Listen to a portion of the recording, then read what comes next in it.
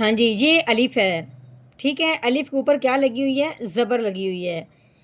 پہلے تو ہم نے یہ سمجھنا ہے کہ الف کے اوپر زبر زیر پیش آ جائے اس الف کو الف نہیں پڑھتے، اس الف کو حمزہ پڑھتے ہیں۔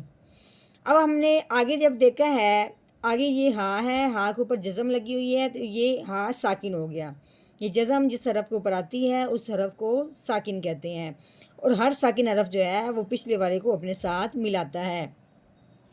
اب ہم نے کیا کرنا ہے، جس کو ہم نے حمزہ بنایا تھا، اب حمزہ نے آگے ہاں کے ساتھ مل جانا ہے اس ساکن کی وجہ سے، اس جزم کی وجہ سے۔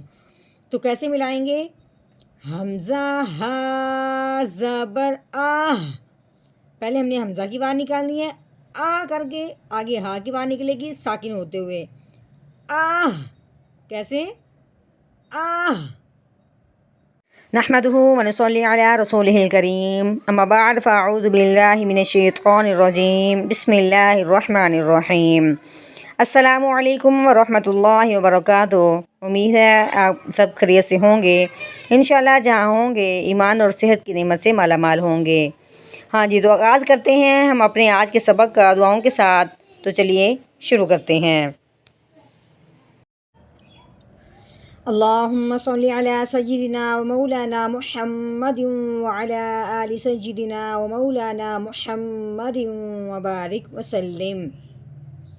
رب اشرح لی صدری ویسر لی امری واحلل عقدۃ من لسانی یفقہوا قولی۔ رب زدنا علما، رب زدنا علما، رب زدنا علما۔ اعوذ باللہ من الشیطان الرجیم، بسم اللہ الرحمن الرحیم۔ ہاں جی، یہ الف ہے، دیکھنے میں یہ الف نظر آ رہا ہے، ٹھیک ہے، لیکن الف کے نیچے زیر آنے کی وجہ سے الف حمزہ بن گیا۔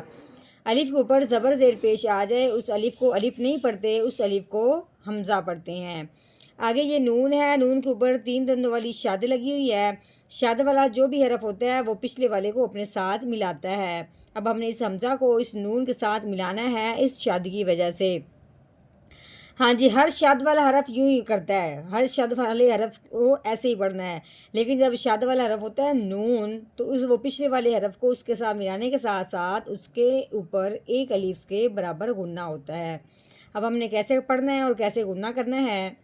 حمزہ نون زیر ان، ٹھیک ہو گیا۔ آگے نون ہے، نون کے اوپر زبر لگی ہوئی ہے، نون زبر نا، اننا۔ ہاں جی، آگے یہ ہاں ہے، ٹھیک ہے، موٹی ہاں حلقے گہرائی سے نکلنے والی ہے، اس کے اوپر جو لگا ہوا یہ الٹا پیش ہے۔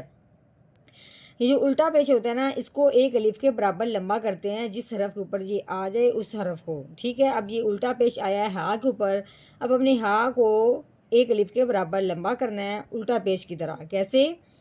ہاں الٹا پیش ہو، انہو۔ ہاں جی، آگے یہ کاف ہے، کاف کے اوپر لگی ہوئی ہے زبر، اس کے ساتھ ہی آگے کیا ہے؟ الف ہے۔ الف سے پہلے حرف پہ جب زبر آ جاتی ہے تو وہ پہلے والا حرف جو ہے الف کے ساتھ ملتے ہوئے ایک الف کے برابر لمبا ہوتا ہے۔ کیسے پڑھیں گے؟ کاف الف زبر کا۔ ہاں جی، آگے یہ نون ہے، نون کے اوپر زبر لگی ہوئی ہے، نون زبر نا، کانا۔ ہاں جی، آگے یہ فا ہے، فا کے نیچے زیر لگی ہوئی ہے، اس کے آگے یا ہے، یا کے اوپر جزم لگی ہوئی ہے، تو یہ ہو گیا یا ساکن۔ ہاں جی، جب یا ساکن ہو اس سے پہلے حرف کے نیچے زیر آ جائے، یا ساکن کے پہلے حرف کے نیچے زیر آ جائے تو وہ پہلے والا حرف اس کے ساتھ ملے گا تو صحیح، لیکن ساتھ ساتھ ایک الف کے برابر لمبا ہوگا۔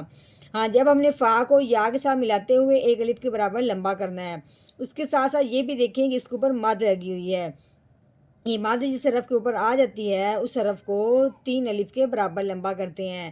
اب ہم نے فا یا پڑھتے ہوئے اب مد کو بھی اندر شامل کرنا ہے، اب ہم نے اس کو 3 الف کے برابر لمبا کرنا ہے۔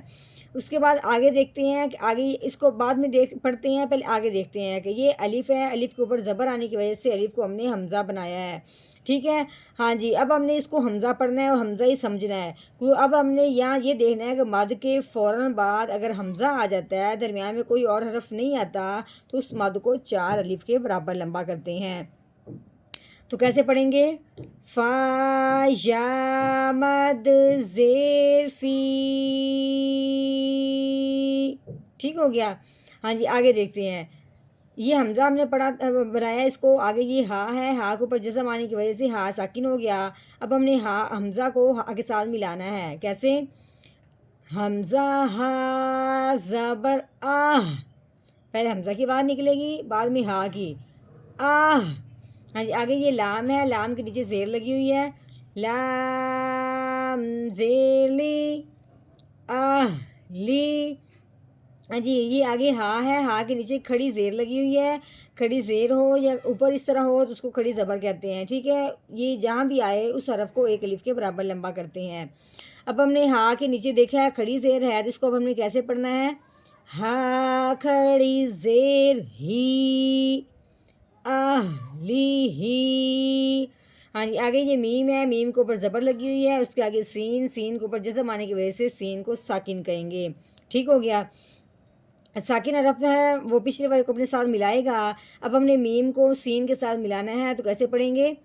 میم سین زبر مس. ٹھیک ہو گیا. ہاں جی آگے رو ہے، رو کے اوپر پیش لگی ہوئی ہے. اس کے آگے واؤ ہے، واؤ کے اوپر جزم لگی ہوئی ہے. واؤ ساکن ہو گیا. واؤ ساکن ہے تو ساکن حرف جو ہے پچھلے والے کو اپنے ساتھ ملاتا ہے. اب اپنے رو کو واؤ ساکن کے ساتھ ملانا ہے.